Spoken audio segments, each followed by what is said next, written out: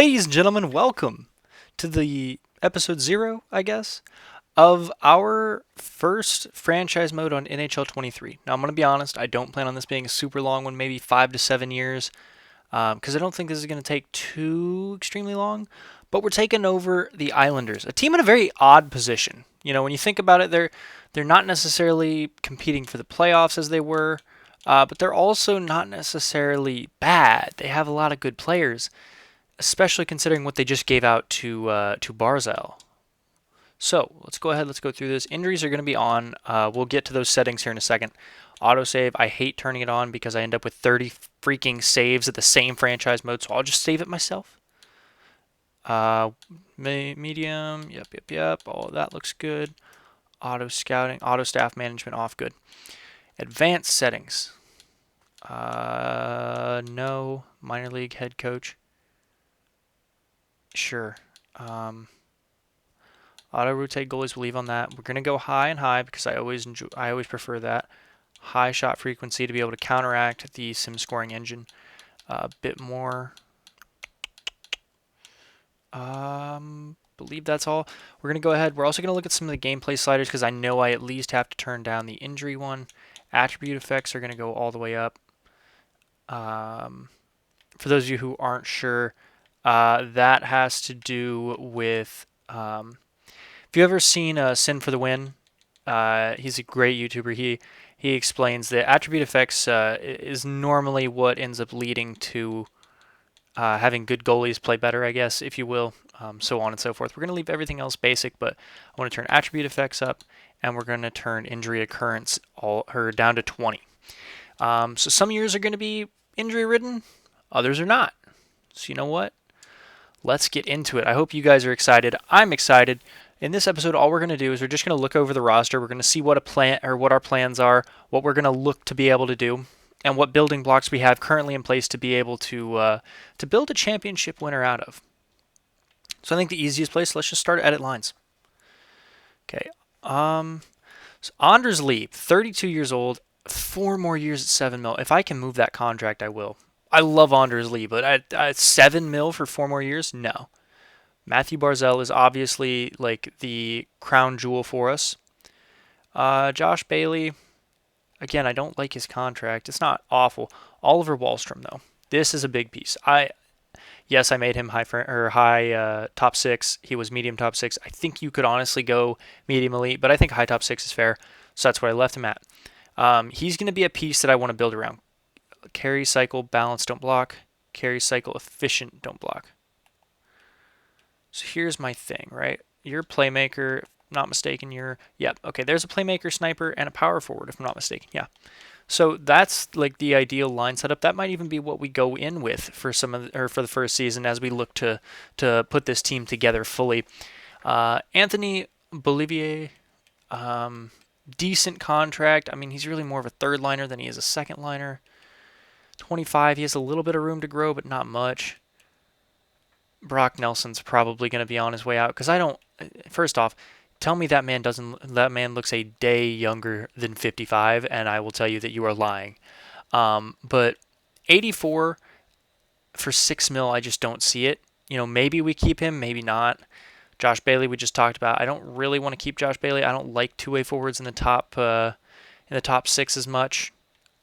Kyle Palmieri, 5 mil for an 81 is not going to happen. We got to get rid of and JGP. He's gone too. Zach Parise. Okay, we could keep Parise. That's not bad. And why is Kiefer Bellows here? Hang on. Kiefer, 24 medium top 9. Honestly, might give him a spot over JGP because we're going to be getting rid of JGP. That's for sure. But we do have the best fourth line in hockey. 2 years, 5 years at 2.5. That's a little steep there for Cizikas, but. And 5 years at 31, I just realized, holy cow. Okay, that's going to be interesting to work with. On defense, I think we have a really good top 4. Like, I really like Dobson, Pelich, Pulak, and Romanov.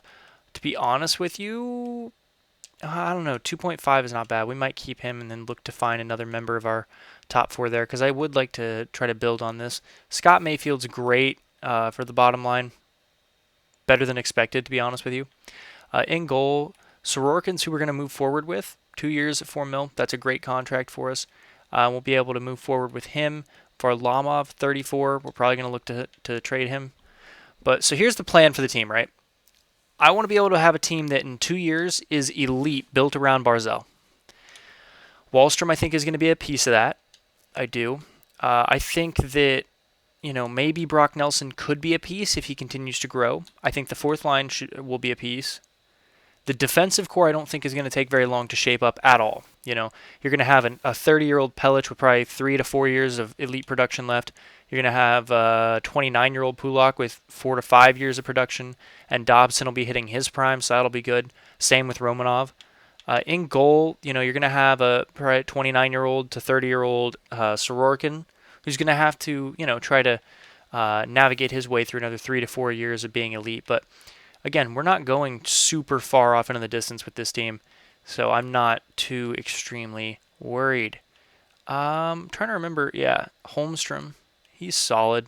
A two-way forward, which not great in my opinion, but let's see. Is there anybody else here that's young enough to potentially be something? Bottom 6, yeah. Oh, Richard Panik, wow. Dufour, no. Jenkins, Adams, On defense, dude, how is he medium top 4 still? I'm trading him. I forgot that he's still medium top 4. Bodie Wild, though, it's kind of disappointing. Such a cool name, too, but I don't think he's going to be good enough for us. Bolduc, I mean, he might be a bottom line guy. Those two probably aren't going to be much. Skarek? Jakob Skarek, I think. And Ken Appleby. Yeah. Atu Rati, we're going to try to see if we can get him to grow for sure. He'll be a big one. Parker Witherspoon, no. Newkirk will probably try to give a roll. But, not a ton there. I'm going to be honest. Not a ton.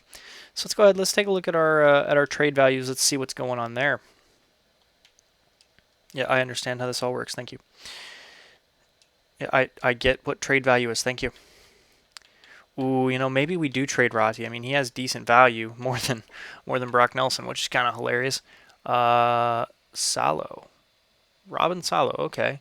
So he will be solid in the AHL. Hopefully he can grow to be something. Medium top 4, I mean, he's probably just a bottom line guy at this point, but still. Is there let's sort by potential. Is there anybody that we were missing here? Not particularly. So, goalies. Varlamov has decent enough value to try to get something, Our draft picks, we don't have a third, so we're going to have to try to get some more draft picks back because we also don't have that. That's lovely. But yeah, so let's look at the contracts before we hop off here. Give you guys a look at everything, Yeah, I understand how contracts work. Thank you. All expiring. Mayfield, Parise. We're going to have to handle the Wahlstrom one.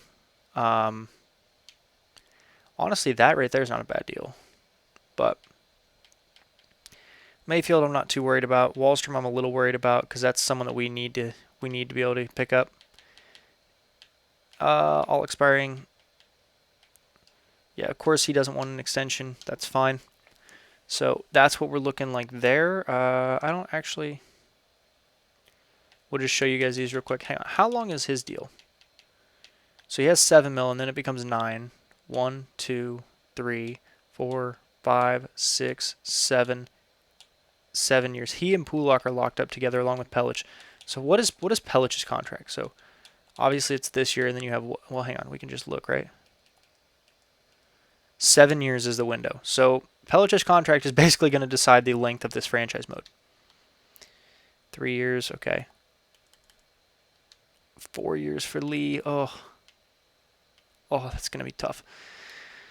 Yeah, there's just a lot of bad contracts here, to be perfectly honest with you. I'm trying to remember, did I take care of all of the free agents? I did not take care of Haig. I forgot all about that.